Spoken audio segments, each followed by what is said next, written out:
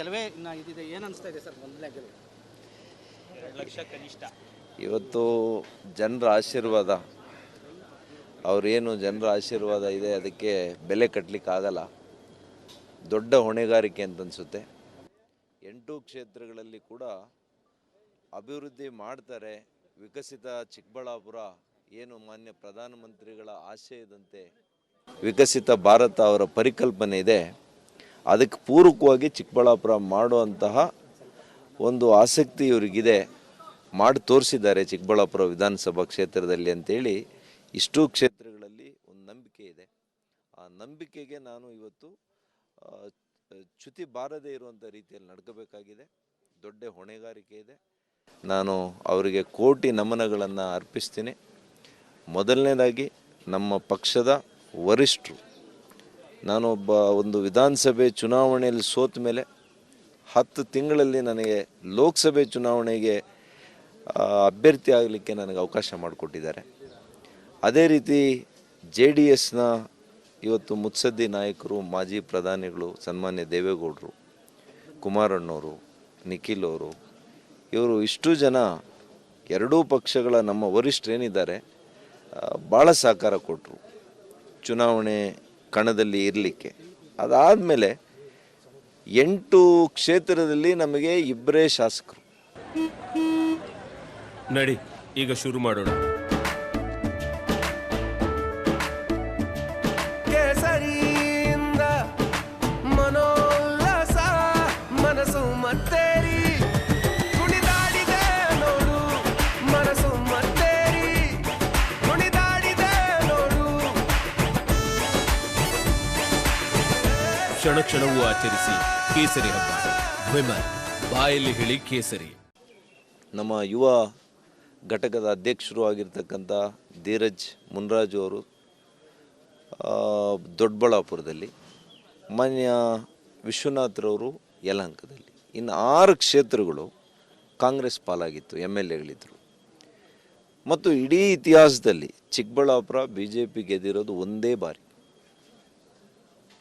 ಅದು ಒಂದು ದೊಡ್ಡ ಅಲೆ ಇತ್ತು ಅವಾಗ 19ರಲ್ಲಿ ಮೋದಿಯವರ ಅಲೆ.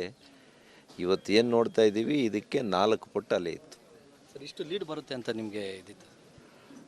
ನಾನು ನನ್ನ ವೈಯಕ್ತಿಕವಾಗಿ ನನ್ನ ಸಹಚರರಿಗೆ ಹೇಳಿದ್ದೆ, ಕನಿಷ್ಠ 10% ಮತಗಳ ಅಂತರದಿಂದ ನಾವು ಜಯಿಸ್ತೀವಿ ಅಂತ ನಾನು ಒಂದು ಅಂದಾಜು ಮಾಡಿದ್ದೆ. ಈ ಒಂದು ಗೆಲುವನ್ನು ಯಾರಿಗೆ ಅರ್ಪಿಸ್ತೀರಿ?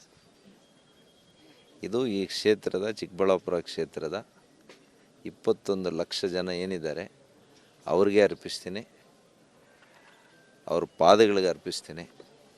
ನಾನೇನು ಕಷ್ಟದಲ್ಲಿದ್ದೆ, ಇವತ್ತು ಜನರು ಸೇವೆ ಮಾಡಲಿಕ್ಕೆ ಆಗ್ತಾ ಇರಲಿಲ್ಲ ಕಳೆದ 1 ವರ್ಷ.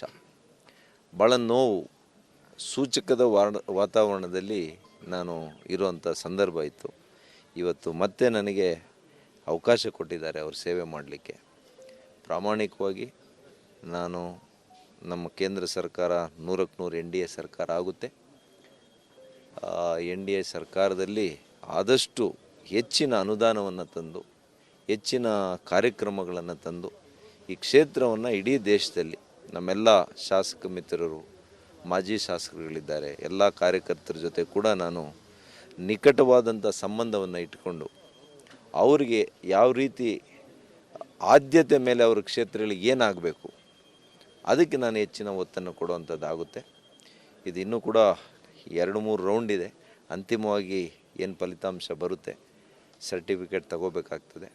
ಅದಾದಮೇಲೆ ನಾನು ವಿಶೇಷವಾಗಿ ಪ್ರೆಸ್ಸನ್ನು ನಾನೇ ಕರೆದು ನಿಮಗೆಲ್ಲ ಕೂಡ ಎಲ್ಲ ಮಾಹಿತಿಯನ್ನು ಹಂಚ್ಕೊಳ್ತೀನಿ. ಮತ್ತೊಮ್ಮೆ ದುಡಿದಿರ್ತಕ್ಕಂಥ ಸಾವಿರಾರು ನಮ್ಮ ಕಾರ್ಯಕರ್ತರು, ಎರಡೂ ಪಕ್ಷದ ಕಾರ್ಯಕರ್ತರು ಹಗಲಿರುಳು ಕೂಡ ಇಂಥ ಬಿಸಿಲಿನಲ್ಲಿ ಕೂಡ ಸರಿಯಾಗಿ ಊಟ ಮಾಡದೆ, ಸರಿಯಾಗಿ ನಿದ್ದೆ ಮಾಡಿದ್ದೀರಾ, ಹೆಗಲು ಕೊಟ್ಟು ಕೆಲಸ ಮಾಡಿದ್ದಾರೆ. ಅವರ ಋಣ ತೀರಿಸ್ಕೊಳ್ಳೋದಕ್ಕೆ ಭಾಳ ಕಷ್ಟ ಇದೆ. ಆದರೆ ಖಂಡಿತವಾಗಿಯೂ ಕೂಡ ಅವರ ಕಷ್ಟ ಸುಖಗಳಲ್ಲಿ ಭಾಗಿಯಾಗ್ತೇನೆ. ಅವರು ಯಾವಾಗಲೇ ಅವ್ರಿಗೇನು ನನ್ನಿಂದ ಸಹಕಾರ ಸಿಗಬೇಕು, ಅವ್ರ ಜೊತೆ ಒಬ್ಬ ಸಹೋದರನಾಗಿ ನಾನು ನಿಲ್ತೀನಿ ಅಂತ ಈ ಸಂದರ್ಭದಲ್ಲಿ ಹೇಳಲಿಕ್ಕೆ ಬಯಸ್ತೇನೆ. ಇದಿಷ್ಟು ಏನು ಚಿಕ್ಕಬಳ್ಳಾಪುರ ಲೋಕಸಭಾ ಕ್ಷೇತ್ರದ ಬಿಜೆಪಿ ಅಭ್ಯರ್ಥಿಯಾಗಿ ಈಗ ಗೆಲುವನ್ನು ಸಾಧಿಸಿರ್ತಕ್ಕಂಥ ಸುಧಾಕರ್ ಅವರ ಮಾತು. ಕ್ಯಾಮರಾಮನ್ ಕೃಷ್ಣ ಜೊತೆ ಮಂಜುನಾಥ್ ದಿನೂರು, ರಿಪಬ್ಲಿಕ್ ಕನ್ನಡ, ದೇವನಹಳ್ಳಿ.